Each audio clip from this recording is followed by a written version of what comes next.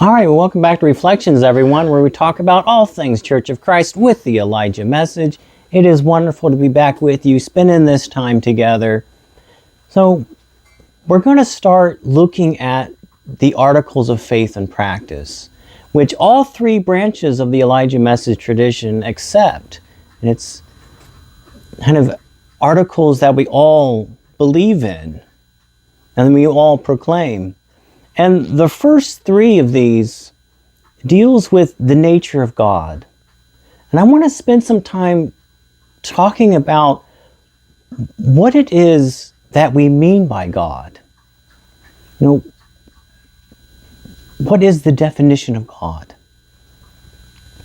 And a definition I think that works really well is very close to what we were given by Anselm of Canterbury, who lived in the 1000s. And it goes something like, God is that of which nothing greater can be conceived. And Anselm said a being, which nothing greater can be conceived. And there's some discussion about whether God is a being or God is being itself. And that's a fascinating topic. But God is that of which nothing greater can be thought of. Nothing greater that can be reflected on. And so what do we mean by that? Well, we mean that God is beyond the physical world, beyond the physical reality, beyond physical existence. He's outside of space, time, and causality. Some would argue that even God is beyond the supernatural, beyond the metaphysical. You know, God is in a domain all his own.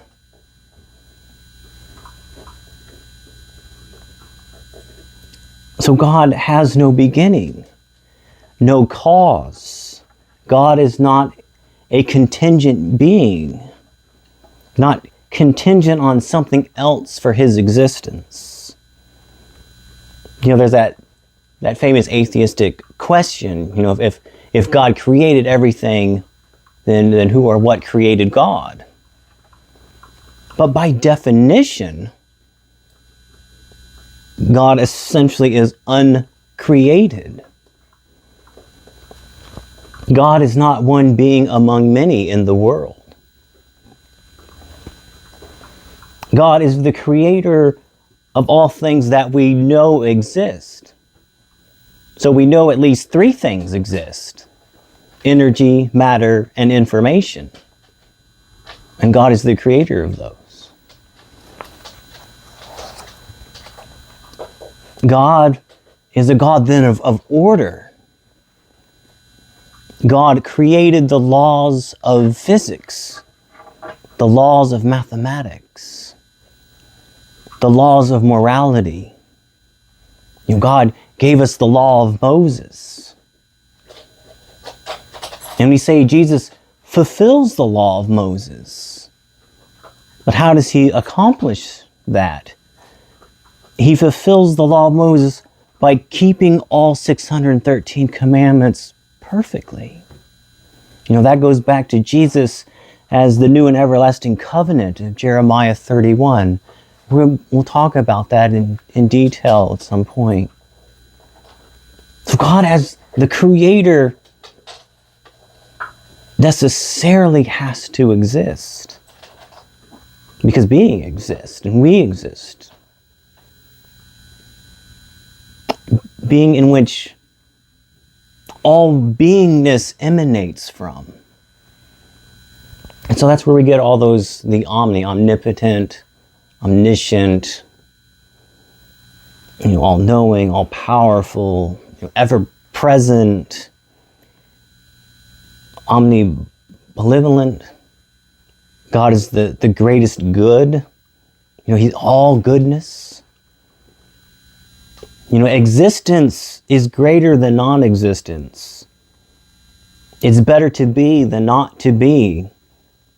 And so existing is the greater good. And God is beingness. God is the greatest good. And if we accept this, then we can accept the premise that God is personal. God is invested in our personal daily lives.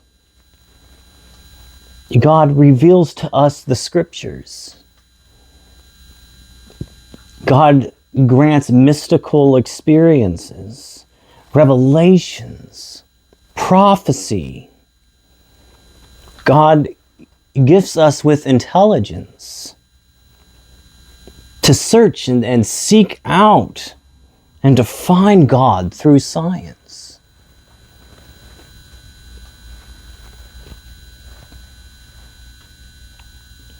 You know, it's fascinating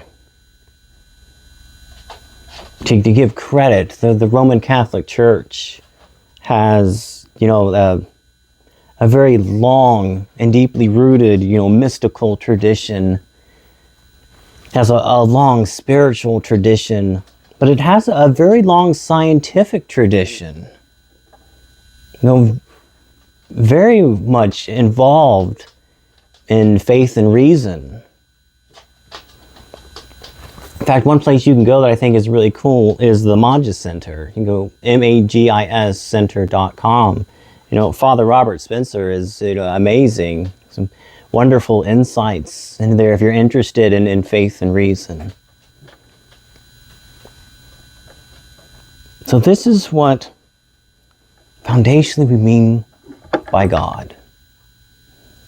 My brothers and sisters, it's been wonderful spending this time with you, thinking about these things, reflecting on them, praying about them.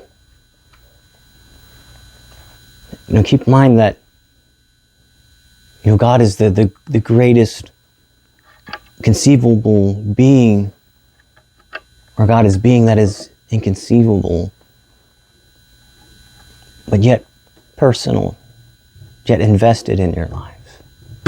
Until next time, I invite you into the Elijah Message House.